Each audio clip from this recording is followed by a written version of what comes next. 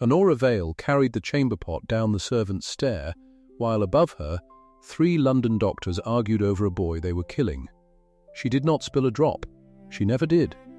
Her hands were steady the way still water is steady, and the men who paid her £30 a year to teach a child his Latin never once looked at those hands, or wondered where a governess had learned to hold so much and not shake. Upstairs the boy was dying. Everyone in the house knew it. They said it in the low voices you keep for church, and the men set to save him were the most fashionable physicians in England. The eldest of them barred her from the sick-room door. He did it in front of the whole assembled family. 11 of them, gathered in their good black wool. "A governess has no business where medicine is practiced, girl," that was what he said. The uncle stood beside him and nodded. On the library table behind them lay the fee-book, open, the sums drying in ink. She set the basin down. She did not answer. She only turned to the door, and as she turned, the lamplight caught her hands one last time. Steady, scarred across the knuckles, old scars, white and smooth, a surgeon's hands, and sewn into the hem of that plain grey dress, folded small against her hip, was a letter from the army she had told no one she owned. She said nothing. She went down the stair. If you believe respect is earned in silence, this story is for you. Before we go on, if stories like this one are why you're here, take a second and subscribe so the next one finds you. And comment the town you're watching from. Just the name. I want to see how far this story travels tonight. Now back to the hall and the boy and the woman on the stair.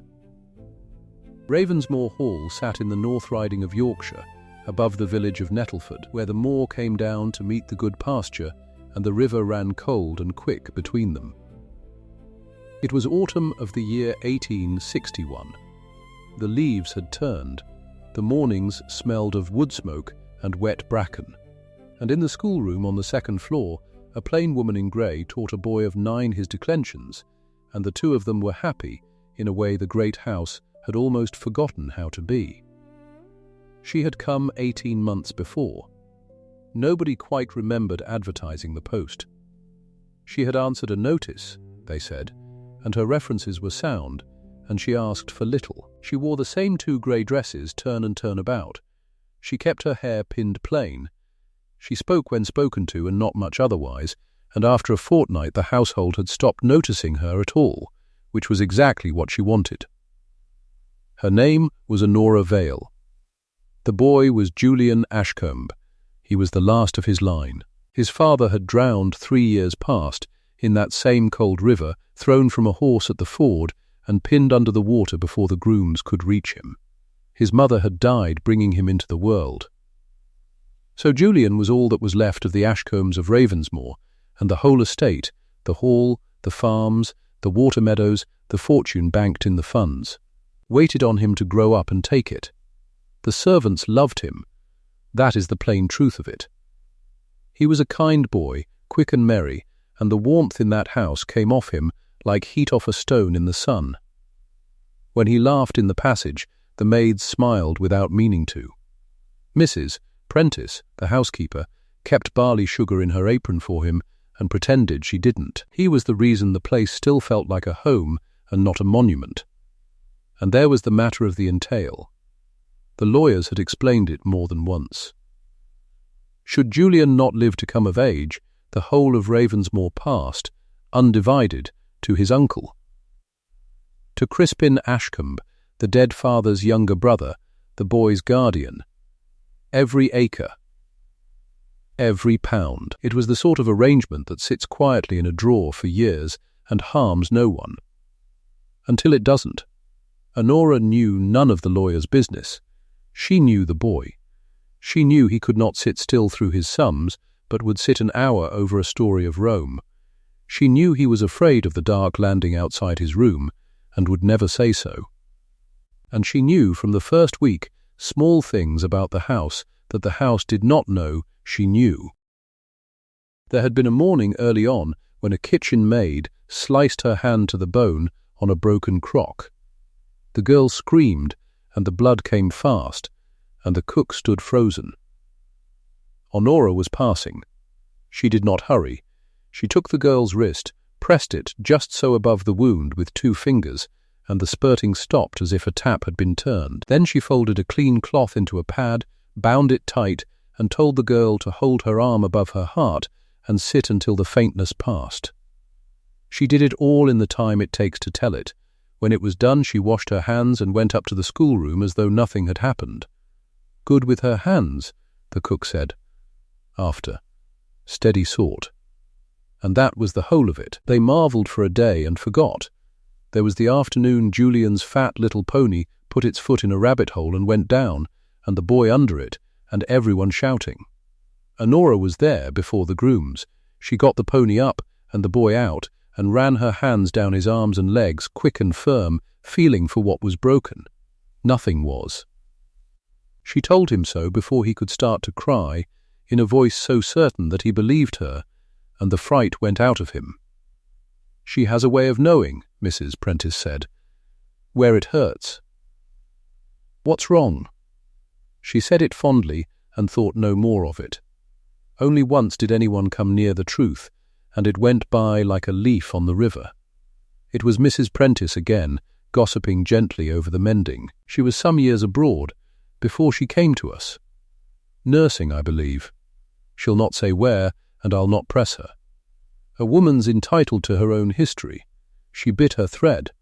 Some sorrow in it, I shouldn't wonder. And she moved on to the price of candles, and the moment closed over and was gone. So that was Ravensmoor before the sickness came, a warm house on a cold moor, holding its breath on the life of one small boy, with a plain grey governess moving through its rooms so quietly that no one ever asked what those steady, scarred hands had done before they held a piece of chalk. The trouble had begun, though no one connected it, 6 weeks earlier. Julian had been thrown from his pony a second time out on the low field by the river, and had gashed his thigh open on a broken hurdle stake as he fell. It was a deep, dirty wound, torn and packed with dirt from the field. The undergroom had wrapped it in his own neckcloth and carried the boy home, and the nursemaid had washed it and bound it and thought it healed. It closed over on top, the way such things do, pink and tidy. The boy limped for a week and then ran again. It was dressed and forgotten. Honora had not seen it dressed. She had been in Ripon that day with the dowager, buying wool. When she came back it was already bound, and Julian was already boasting of his fall, and she thought no more about a boy's scraped leg than anyone would. That was the one thing she would turn over afterward in the dark, the one stitch she had dropped. She had not looked at the leg. Now, 6 weeks on, the fever came. It came the way those fevers come. A hot cheek at breakfast. A headache by noon. By evening the boy was flushed and fretful and would not eat, and by the second morning he was raving gently, plucking at the coverlet and talking to people who were not there. The nursery smelled wrong. Mrs. Prentice sent for the local man, Mr. Coley from Nettleford, who came and frowned and bled him a little, and dosed him, and said it was a low fever and to keep him warm. That was when Crispin Ashcombe took charge. The uncle was a smooth, careful man of 40, well-dressed, well-spoken, with soft hands and pale eyes that never quite settled on your face. He had lived mostly in London on an allowance from the estate, and he came to Ravensmoor only when the shooting was good or the money short. Now he came and stayed. He walked the passages with a grave face. He spoke of no expense being spared. And he sent to London for the best men money could buy. They came down by the new railway to York and posted the rest of the way. 3 of them, in fur-collared coats. Dr. Ambrose Fettiplace was the eminence, a Harley Street man with white-side whiskers and a gold-headed cane and a manner like a bishop.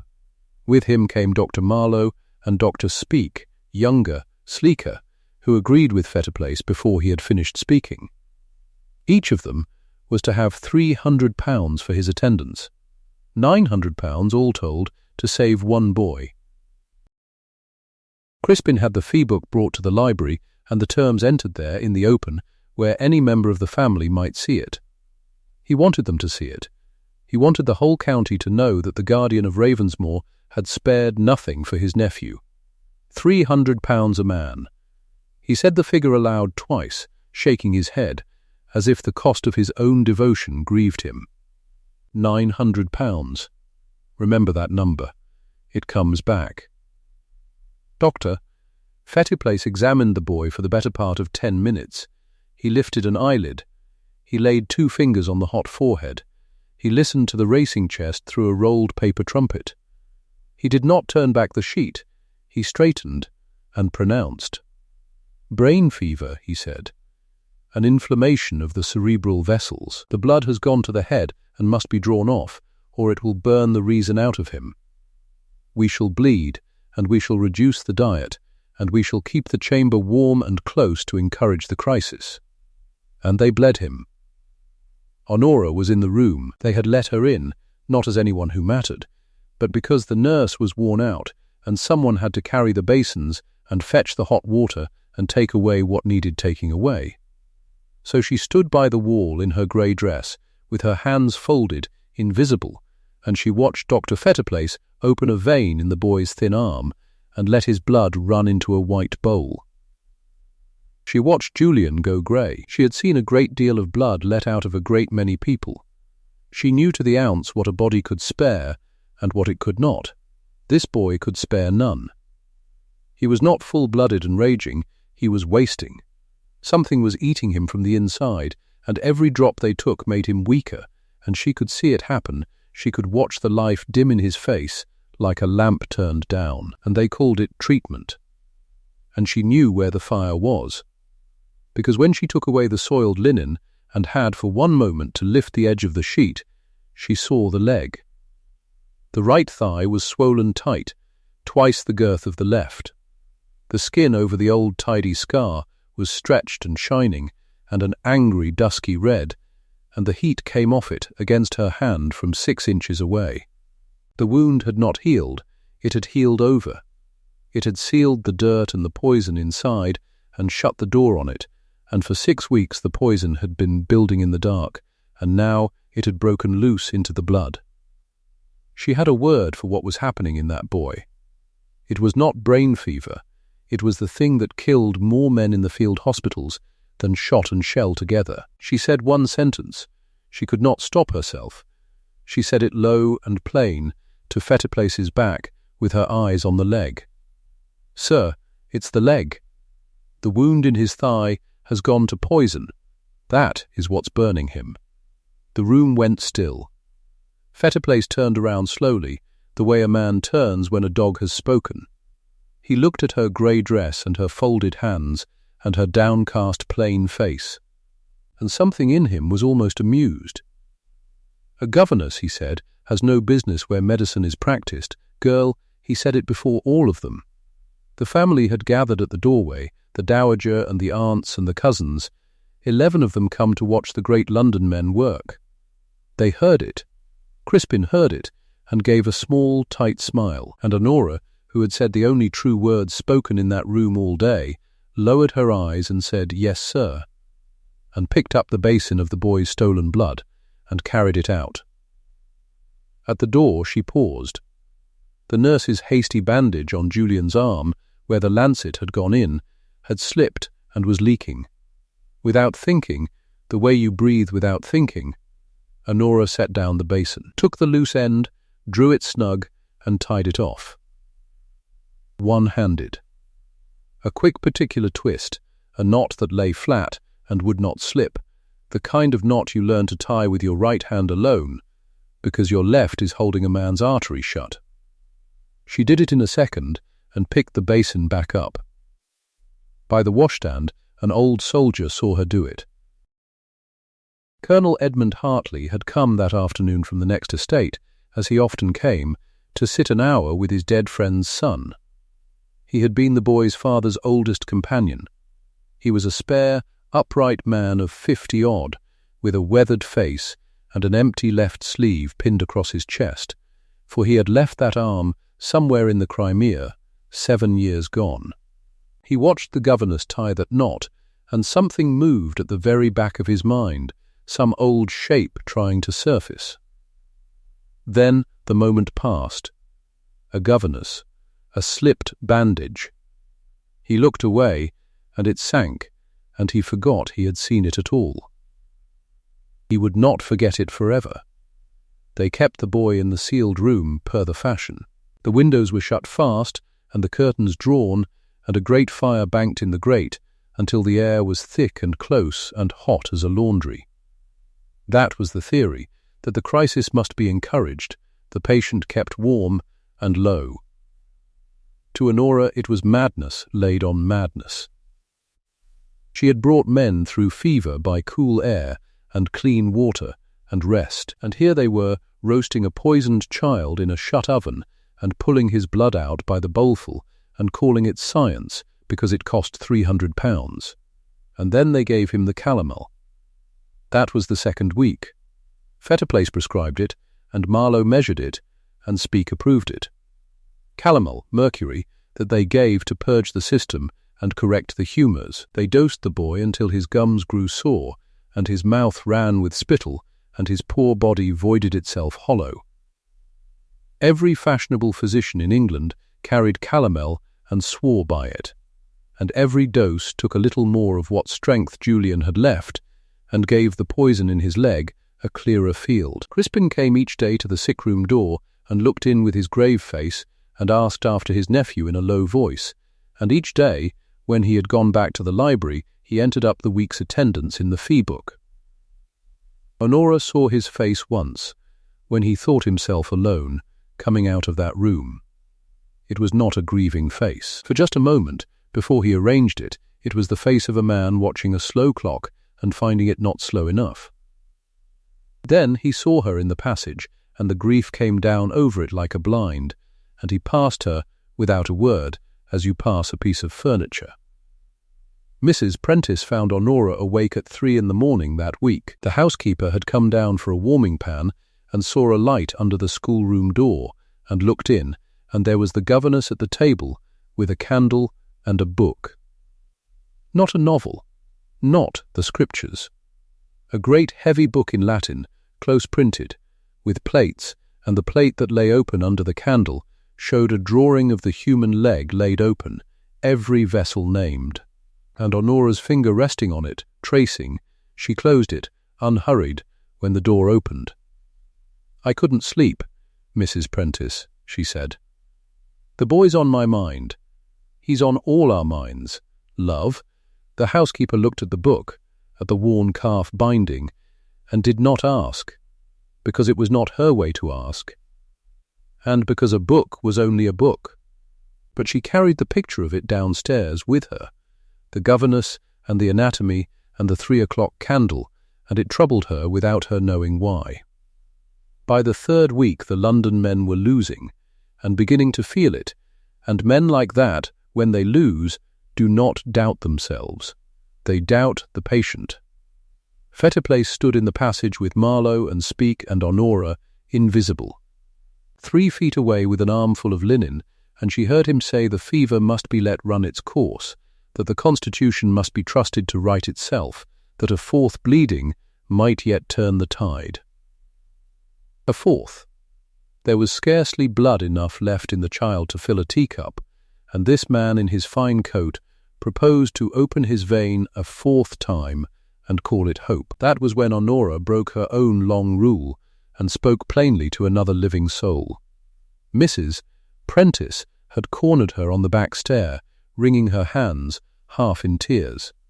"Is there nothing, Honora? You've a knowledge of nursing, everyone says it. Is there truly nothing to be done? They're the best men in England." Honora set down her linen. She looked at the housekeeper, and for once she let the plainness fall off her face, and what was under it was hard and clear and terribly certain. "They are killing him," she said quietly. "Every day they kill him a little faster than the sickness would. Listen to me. It isn't his brain, and it isn't his blood. It's his leg. 6 weeks ago he tore it open, and the dirt was shut inside, and it's turned to poison. And now the poison's in his blood, and it's called pyemia, and it burns a body up from within. The bleeding empties him, the mercury hollows him, the shut-hot room feeds the fire. Everything they do is exactly wrong. Everything. She stopped. She had said too much, and she knew it, but no one will hear it from a governess. So it doesn't matter what I know. It only matters that they have the letters after their names, and I have an apron. Mrs. Prentice stared at her, white to the lips. Then, tell the master. Tell Mr. Crispin, Mr. Crispin, Honora said, least of all, and she would not say why.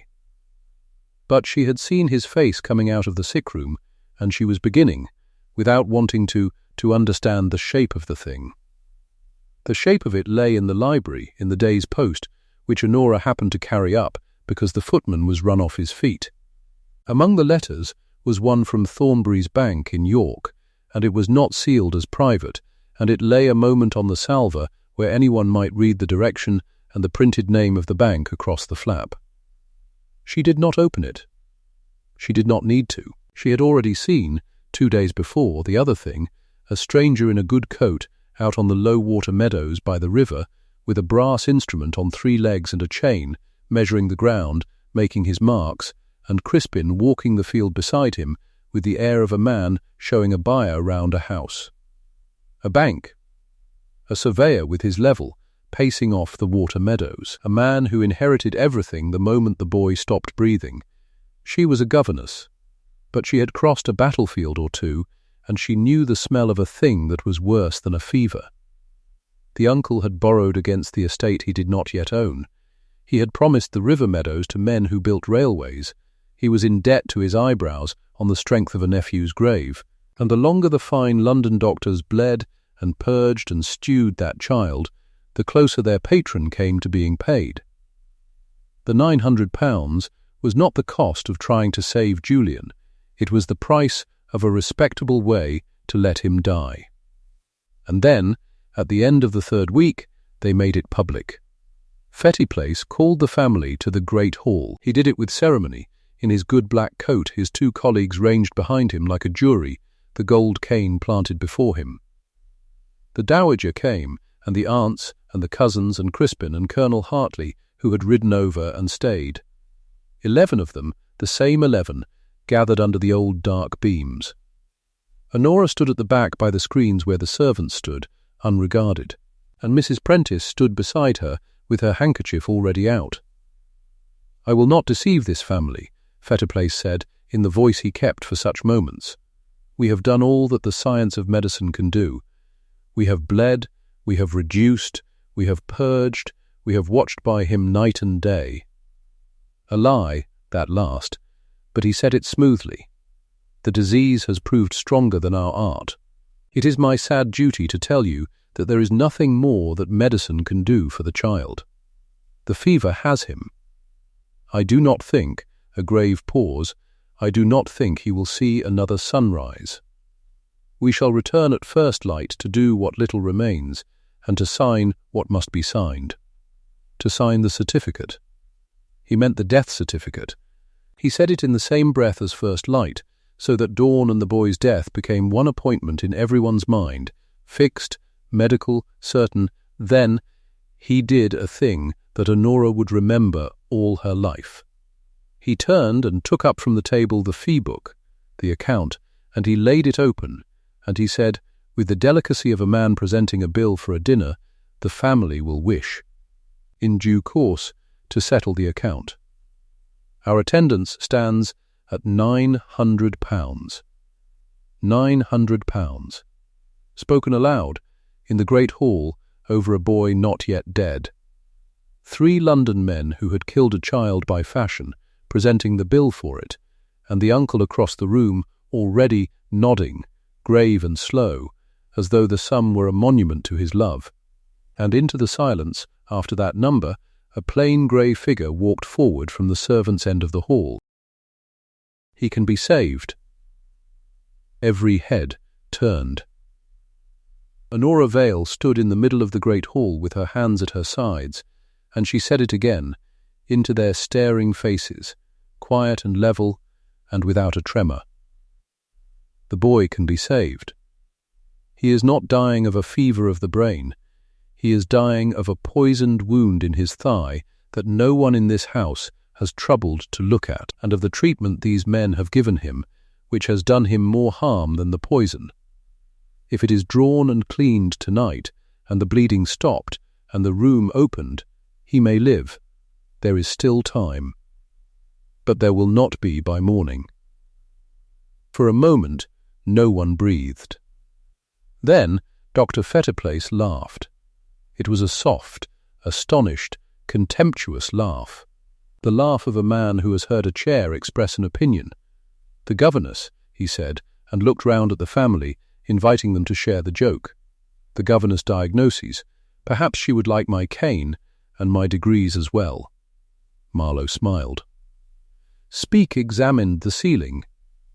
Crispin did not laugh. Crispin came across the hall fast, and his smooth face had gone tight and pale, and there was something in his pale eyes now that was not grief at all, but fear. "You forget yourself entirely," he said, low and shaking. "You are a servant, a children's teacher. You will go to your room this instant, and you will stay there, and in the morning you will leave this house. Without a character. Do you understand me? You have insulted these gentlemen and disgraced yourself. Go." Honora looked at him.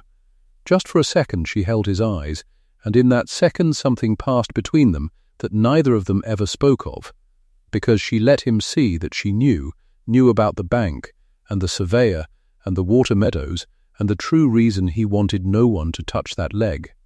His face flinched.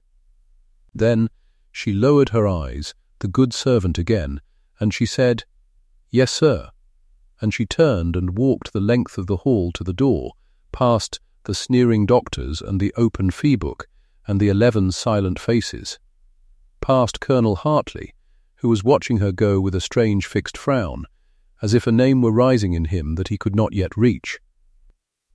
She went up the stairs. Behind her she heard Fettiplace resume, unruffled, arranging the morning's melancholy business. She heard the words "by dawn." She heard them settle over the house like frost. "He will not see morning." That was the sentence they had passed. Dawn was the clock now, and the clock was running, and there was a child at the top of the house with perhaps 8 hours of life in him if nothing changed, and 11 grown souls below had just agreed to let those hours run out. In her small cold room under the eaves, Honora Vale lit her candle and pulled her tin trunk from under the bed. She did not pack her 2 grey dresses. She unlocked the trunk with a key she wore on a cord against her skin, and she lifted out the tray, and underneath lay the things she had carried across the world and shown to no one at Ravensmoor. A roll of dark-oiled leather, tied with tapes. She untied it, and it opened flat, and the candlelight ran along a row of steel, probes, a pair of forceps, curved needles threaded with waxed silk, small keen knives in leather sleeves worn thin with honing, a screw tourniquet, a silver tube, the tools of a trade that no woman in England was permitted to practise, kept clean and bright and ready as they had been kept for years, and beneath the roll, wrapped in oilcloth, a folded paper gone soft and brown at the creases, the ink faded, the wax seal cracked. An officer's commission, of a sort, a document from the Army Medical Department, and a set of orders and a name written on them that was not Honora Vale. She knelt on the bare boards with the candle and the steel and the old commission, and she was, for the space of a few breaths, not a governess at all. She was the woman these things belonged to, and that woman looked at the little tools of her true trade, and looked at the door, and thought about the boy dying 2 floors below her, because 11 people believed a plain grey dress could not possibly hold anything worth hearing. They thought she was packing to leave. Let them think it. She threaded a needle by candlelight, her scarred hands sure and unhurried, and she waited for the house to sleep. Somewhere below, a clock struck, and far off across the moor, still hours away, the first faint edge of the dawn they had promised began, very slowly, to come on. The clock had struck 2 when Honora Vale came down the servants' stair a second time. She carried no candle now. She knew the house in the dark. 18 months of it. The fourth step that groaned, the turn where the wall was cold, the low door into the passage behind the kitchens. She went by touch and by memory, and the roll of leather was under her arm, warm from where she had held it against her. At the door of the sick room she stopped and listened. Inside, a chair creaked. The night nurse, a stout woman from the village named Bet, was dozing over her own folded hands. The boy's breath came from the bed in a thin, dragging pull, and each pull ended a little too soon. Honora had heard that breath before. Intense. On ships, in rooms that smelled of tar and mercury, and men going out like candles. She knew the sound of a body being drowned from the inside by its own poison, and she knew how few hours were left in it. She opened the door. "Bet," she said softly, "go and lie down." The woman started awake. "Miss Vale, they said you was sent off." "In the morning. Mr. Ashcombe wants me gone by morning." That much was true, and she said it plainly so it would carry the weight of truth. "Till then I'll sit with him." "You've been 3 nights running. Go." Bet looked at the boy and looked at the door, and her tiredness answered for her. She went. Honora heard her feet fade down the passage, heard a far door close, and then the house held only its own small night sounds. The settling of old beams. Wind at the eaves. She turned the key in the lock. She slid the bolt. Then she stood a moment with her back against the door, and she let the governess fall away from her like a coat. The room was hot, wickedly hot. They had built the fire up and stopped the window with a rolled blanket and drawn the bed curtains close, because Fettiplace held that fever must be sweated and the air kept out, and so for 6 days they had cooked a dying child in his own bed. The stink of it met her at the door. Sweetish, rotten underneath. She knew that smell too, and it turned nothing in her, because a surgeon who flinches at a smell has no business at a bed. She went to the window first. She pulled the blanket from the sash. She worked the old frame up an inch, then a hand's breadth, and the cold moor air came in over the sill like clean water into a fouled glass. Behind her the boy's breath caught at the change, then eased, just a little. She banked the fire low. She drew back the heavy curtains that had sealed him in and tied them off, and the grey starlight and the cold fell across the bed and across the face of Julian Ashcombe, 9 years old, the last of his name. He was the colour of a tallow candle. His lips had gone dark, his eyes were half open and saw nothing, and his small chest laboured under a nightshirt, soaked through and wrung out and soaked again. She laid 2 fingers against his throat and counted, and the count was fast and thready and wrong, a bird beating itself against a window. "Now then," she said to him, low, the way she had spoken to 100 men who could not hear her. "Let's see what they've been too grand to look at." She turned back the sheet. She had seen the leg only once, for a moment, when they let her carry a basin. She had said her one quiet sentence about it and been called a fool before 11 people. Now she folded the linen down without hurry and looked at the thing they had spent £900 to ignore. The thigh was swollen to nearly twice its right size. The old gash from the pony, 6 weeks healed over on top, had sealed a foulness in beneath it, and the flesh around it was tight and shining and streaked with red lines that ran up toward the groin like the roots of a tree. She pressed, gently, at the edge of it, and felt the sponginess under her fingers that told her everything. The wound had never healed. It had only closed its mouth over the rot and let the rot walk into his blood. Pyemia, poison of the blood, seeded from a wound. The bleeding they had done him had emptied the strength he needed to fight it. The mercury had scoured him hollow. The sealed hot room had been a hand held over his face. 3 London physicians, £300 a man, and every single thing they had done had helped to kill him, while the killing seat of it lay under a sheet None of them had troubled to lift. She unrolled the leather on the washstand where the lamp could reach it. The steel came out into the light, probe and knife and forceps, and the curved needles on their waxed silk, and her scarred hands moved among them without a wasted motion. She poured water from the ewer into the basin and set the small, keen blades in it. She turned up the lamp. She pushed her sleeves back past the elbow and bound her hair off her face with a strip of linen, and for the first time in 18 months, the woman standing in that room was not Honora Vale, the governess, at all. "I'm going to hurt you," she told the boy, who could not hear her. "And then you're going to be better. That's the bargain. I've made it with harder men than you." She worked by lamplight and by feel, and it is not a thing to be told in full.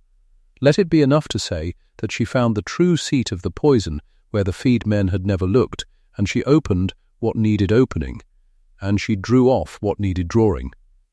And the room filled with the low sounds of a trade practiced in the dark. The click of steel set down and taken up, her own steady breathing. Once, a single sharp murmur from the boy, half a cry, that she gentled with a hand on his brow and a word, and he sank again. She did not stop. Her hands did not shake. In 4 countries they had never once shaken, and they did not begin now, over the last small body that mattered more to her than any of them. When the worst of it was done, she cleaned the place and dressed it as it should have been dressed 6 weeks before, loose and clean, drawing the poison out and not sealing it in. She washed her instruments and dried them and laid them back on their leather. Then she drew the sheet up to his waist, and she opened the window wider to the cold, and she sat down beside him with her watch in her hand and her fingers at his pulse, and she began the longer work, which is waiting. Down in the great dark of the house, a clock struck 3. She did not let the fire come up.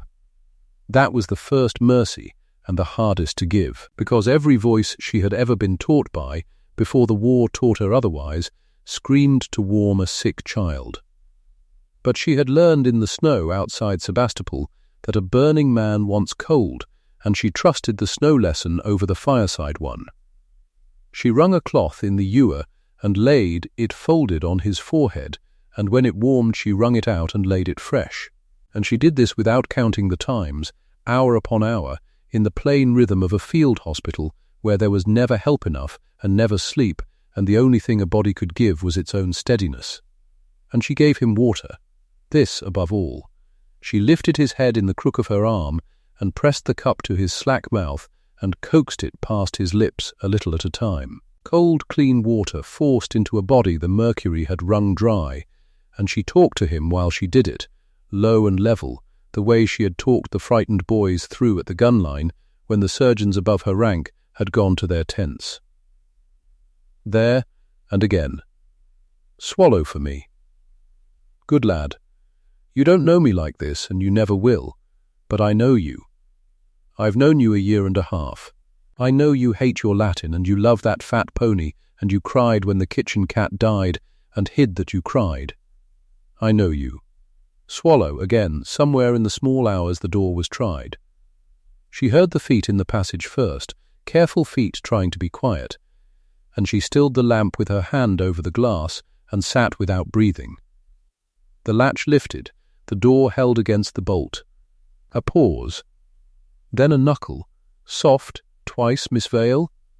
A man's voice, hushed, Bagshaw, the uncle's own man. "Mr. Ashcombe asks is all well." She let a moment go by and made her voice small and tired, a governess's voice, a nothing voice. "The child sleeps," she said through the door. "I sit with him. Tell Mr. Ashcombe I'll trouble no one." Another pause. She could feel the man on the other side of the wood deciding she had bolted the door of a room she had no right to bolt, and if he insisted, if he set his shoulder to it, if he fetched the key, it was finished. She sat with her hand over the lamp and the boy's slow breath at her side, and she waited on the whim of a servant sent by a man who wanted the child dead. "Very good, miss," Bagshaw said at last, and his feet went away. She let out her breath. And the irony of it was not lost on her. even then, even tired past the bone. Crispin Ashcombe thought her harmless. That was the whole of it. He had heard her named a fool by a Harley Street man, and he had believed it because it suited him to believe it, because a plain grey woman could not possibly be a danger to his plans. And so his contempt had left her exactly where she needed to be, alone and unwatched with the boy, doing the one thing in the house that could ruin him. The doctor's scorn had thrown her out of the sick room by day. The uncle's scorn had let her keep it by night. Between the two of them they had handed her the child they meant to lose. She wrung the cloth again, she counted his pulse against her watch, and she waited for the hour she knew was coming, the hour the poison always chose, when a fever gathers itself for its last hard push, and either breaks or takes the patient with it. It came near 5. She felt it before the clock told her, felt it in the pulse under her fingers, which climbed and grew wild, and in the boy's skin, which went from clammy to a dry burning heat, and in his sudden restlessness, the thrashing of a body at war. His eyes rolled under their lids.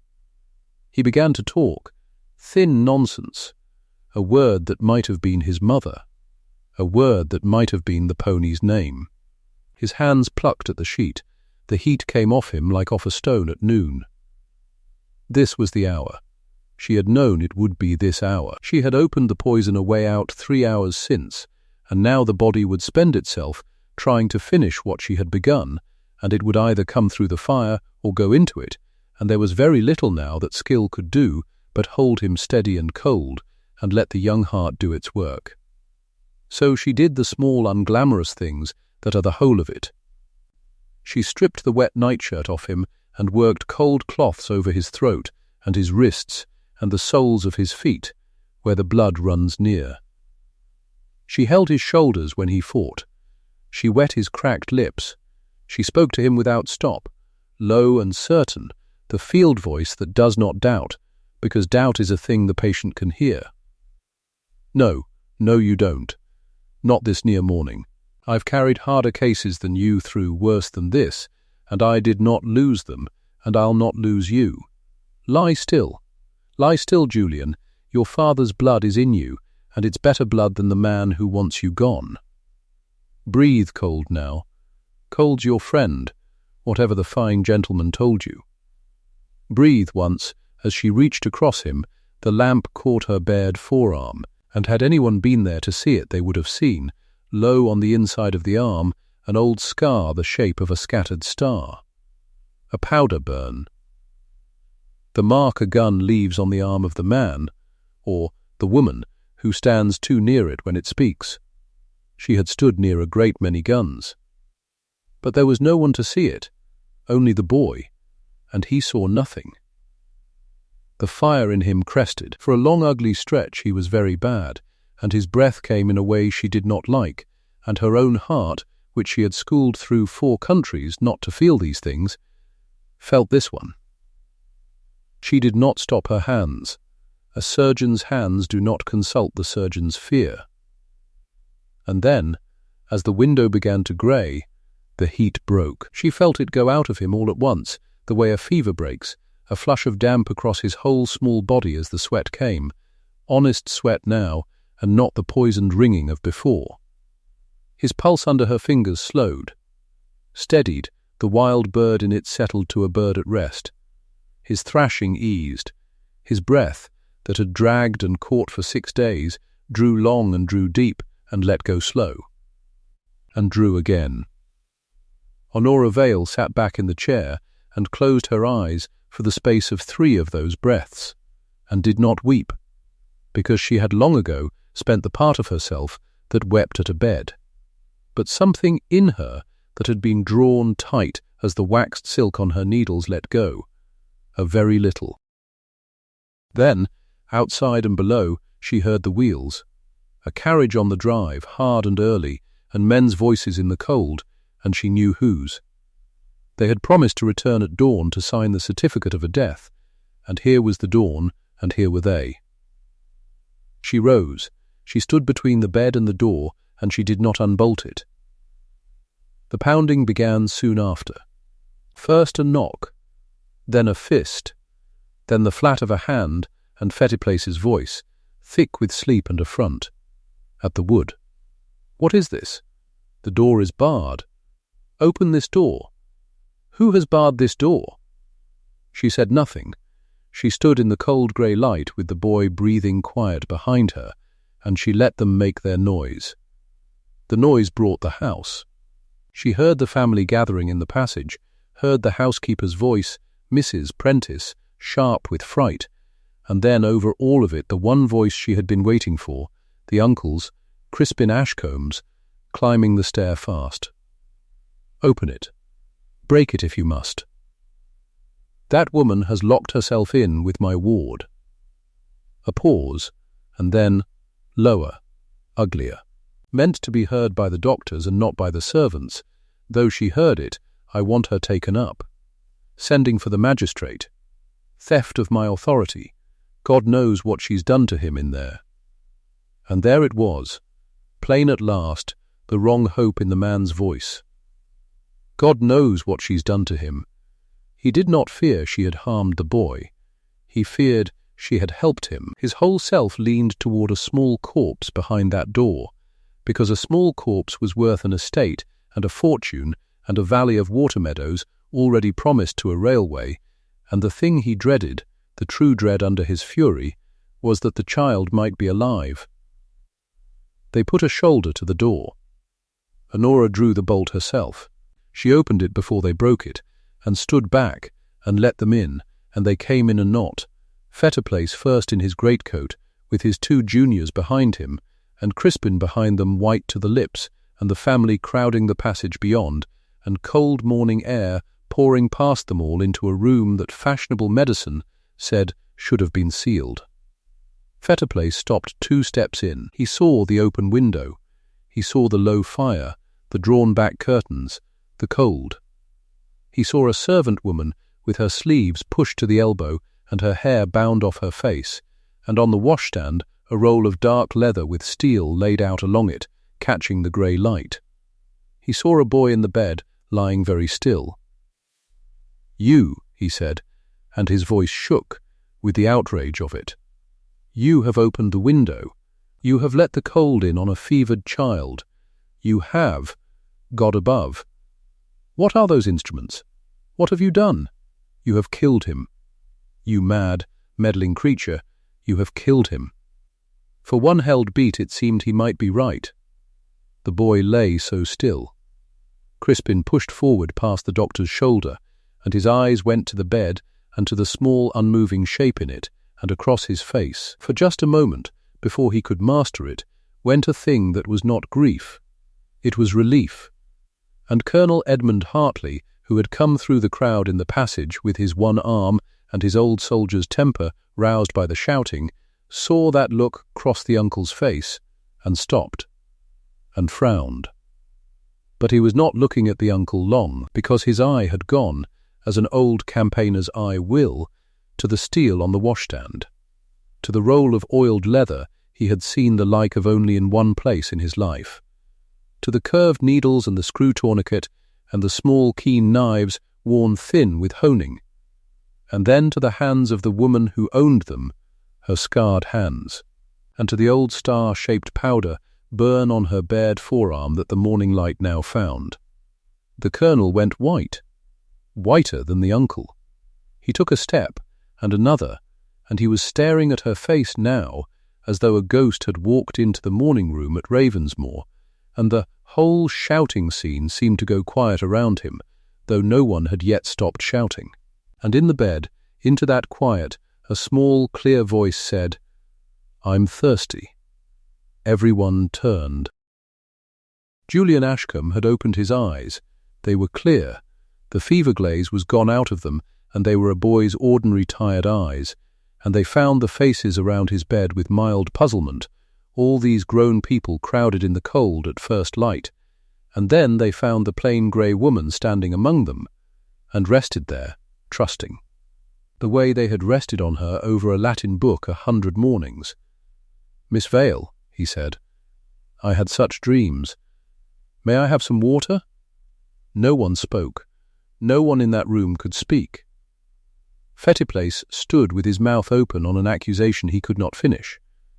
Crispin stood grey and stricken, with the wrong grief curdling on his face. The family pressed in the doorway, with their hands at their mouths. Honora Vale crossed to the bed and lifted the cup and put her hand behind the boy's head and gave him the water. He drank it, all of it, and sighed, and said, "That's better," and it was the most ordinary thing in the world, and it undid the room. It was the Colonel who broke the silence, and when he spoke his voice was not steady. "I know you," he said. She did not answer. She set the cup down. "I know you," he said again, louder, and the room turned to him now, and he came forward until he stood at the foot of the bed, and he looked at her the way a man looks at something he had long believed he dreamed. 2 winters, Scutari, and then up the line before Sebastopol. There was a surgeon. Junior, they said, and Odd kept to the worst work, the cases the others gave up. Vane, H. Vane, never a word wasted, never a hand shaken. Inkerman, when my arm was carried away below the shoulder and 3 men had already said I'd not last the night, it was Vane took the rest of it off, under the guns, in the mud, by a lantern no bigger than that one. He lifted his one hand toward the washstand. I lived because of it. Every man on that line said the same, that there was a small, quiet surgeon who lost fewer than the great men did, and no one could ever quite say why the face was never at the mess table, why Vane ate alone and slept apart and would not be drawn. He stopped. He looked at the roll of leather and at the knot she had tied off on a bandage 6 days ago that he had half seen and forgotten, and at her scarred and steady hands. "It was you," he said. "Vane was you. You were a woman the whole while, and you dressed it away so they'd let you work, and you worked better than any man in that hospital. My God! It was you." The word went round the room like cold air. Fettiplace found his voice, and it came out high. "This is absurd. A woman cannot hold a commission. A woman cannot practice. A woman is not permitted to practice," the Colonel said, rounding on him, and now there was the parade ground in it, the voice that had held a line. "Which is a different thing entirely from a woman who cannot. I owe this arm's absence and my life's presence to what this person did with those instruments, and I will thank you, sir, not to instruct me on what I saw with my own eyes across 2 winters of war." He turned back to her, and his fury softened, and he did a thing then that no one expected. He inclined his head to her, stiffly, an old officer to a superior, and he said, "Surgeon Vane." Honora Vale looked at him for a long moment. Then she looked down at the boy in the bed, who was watching all this with wide, tired interest, and she seemed to decide something, a thing she had held shut for 7 years. "Honora," she said quietly. "Honora Vane.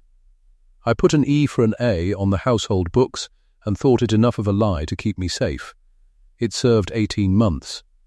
She drew her sleeves down over her scars, slowly, the surgeon folding herself back toward the governess, but not all the way now. Never all the way again. Yes, Colonel, it was me, and I would rather it had stayed unknown. But the boy was dying, and I found I could not let him, and a body cannot save a life and keep a secret in the same night. So, Fettiplace tried once more, because a man who has taken £300 cannot afford to stop trying. Whatever this woman claims of some war, she has broken into a sick room, she has laid hands with knives upon a gentleman's ward, she has cured him, said the Colonel. Which is more than you did. Name it. I beg your... Name his ailment, sir. You had 6 days and £900. You called it brain fever, and you bled him, and you dosed him with mercury, and you cooked him in a shut room. If you are the physician, and she the meddler, then name for this company what was truly wrong with the child. Now, before us all. Ambrose Fettiplace opened his mouth, and nothing came out of it. He looked at the boy, alive against every word he had spoken, and he looked at his two juniors, Marlow and Speke, who found in that moment a great and sudden interest, the one in his own shoes, the other in the doorway and the clear passage beyond it, and he understood, as a proud man understands a thing all at once, that he did not know, and had never known, and had taken the money anyway. Into his silence, Honora spoke, plainly, without heat, the way she had named injuries intense to men who needed the truth fast. It was his leg. She said it to the room, but her eyes went to each of the three physicians in turn, and each sentence landed on one of them like a handset flat on a table. 6 weeks ago he was thrown and gashed his thigh, and it was dressed and forgotten, and it did not heal. It sealed over on top and rotted beneath, and the rot went into his blood. Pyemia, that is the whole of it. It was never in his brain. It was under the sheet the entire 6 days, hot and swollen and streaked to the groin, and not one of you lifted the linen to look, because you had already decided what a boy of 9 dies of, and you charged £300 a man to be sure of it. Marlow looked at his shoes. Speke looked at the door. Your bleeding took the strength he needed to fight it, she went on. Your mercury hollowed him. Your sealed hot room was a pillow held over his face. Everything you did, every guinea's worth, helped to kill him, and the thing that would save him wanted only a clean hand and a cold room and the courage to open what you would not look at. That is what I did in the night. I opened the leg, I drew the poison, I stopped your medicine, and I let the cold in, and I gave him water. There is no cleverness in it. There is only a willingness to look at the wound that is actually there, instead of the fever that pays better to imagine. No one answered her. Fettiplace had gone the colour of ash. And then the colonel, who had been standing near the great hall table these last minutes, where the fee-book still lay open from the night they had presented the account, put his one hand down on that book and lifted it and held it up. £900, he said. Here it is, in his own diligent hand. He looked at Crispin Ashcombe. 300 a man, entered and totted, the mark of a guardian who spared no expense. That was the tale, was it not, Crispin? That you sent to London and paid the earth because you loved the boy? I did love, Crispin began. Then here is a strange thing, the colonel said, for the same morning's post is on the salver in the passage, and I passed it coming up, and among it 2 letters your man had not yet had the wit to hide. He held out his hand, and Mrs. Prentice, who had heard every word and kept the servants' ledger of this house for 30 years, was already there with the salver. Having fetched it the instant she saw where this was going, the colonel took up the first letter. From Thornbury's Bank in York. A mortgage. £4,000 borrowed against your expectations under this estate. Borrowed already, Crispin, against a nephew you buried in your mind before ever you sent for a doctor. The family in the doorway made a sound, altogether, a low sound. The colonel took up the second paper and unfolded it, and it was a surveyor's plan, and there was a name of a railway company on it, and the water meadows by the river drawn out in a clean engineer's line. And the low meadows sold, he said quietly, or as good as, surveyed and promised to the railway before the boy was cold. That was the brass instrument on 3 legs my keeper saw in the water meadows a fortnight since, and could not account for. Here it is accounted for. He lowered the paper. You did not spare expense to save him, Crispin. You spent £900 to be certain he was not saved. The fees were not your love, they were your alibi. And you would have had it too, and the estate, and the meadows, and the whole fortune of the Ashcombes, but that a governess you thought too plain to matter turned out to be the finest surgeon I ever saw work, and would not do you the courtesy of letting your ward die on your schedule. Crispin Ashcombe stood in the middle of his brother's morning room, with the whole family looking at him, and found nothing to say. He had built his safety on the belief that fashionable fees would stand as proof of his care. He had never once imagined that the proof of care and the proof of murder might be written in the very same open book, in his very own hand, £900, and that the plainest person in his household would be the one to make the sum come right. "The magistrate you spoke of sending for," the colonel said. "I am a magistrate, Crispin. I have been these 15 years. Shall I send for myself?" He did not answer. He turned, and the family in the doorway drew back to let him pass, not one of them meeting his eye, and he went out and down the stair. And within the week he had gone abroad to the men he owed, and Ravensmoor did not see him again. Honora Vale accused no one. She had not spoken a word against the uncle, nor against the doctors beyond the naming of what was true.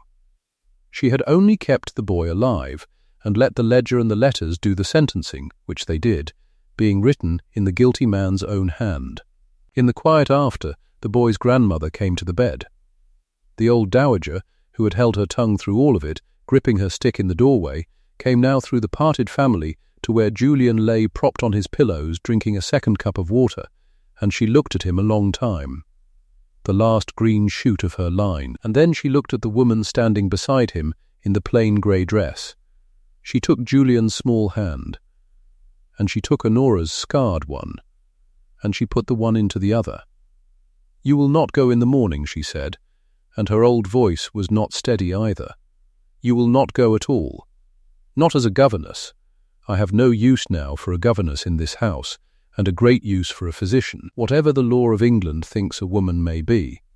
You will stay, and you will keep this child well, and you will keep this household, and you will oil those instruments in the open on a table, where all can see them, and any man who does not like it may take the matter up with me, and after me with the colonel, and after him with the boy himself when he is grown." She closed her old hands over the two she had joined.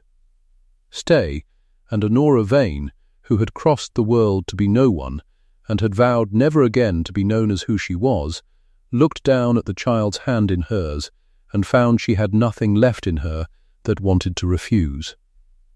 "I'll stay," she said. Behind her, quietly, 3 London physicians were gathering their coats and their bags. They packed their unused instruments in silence.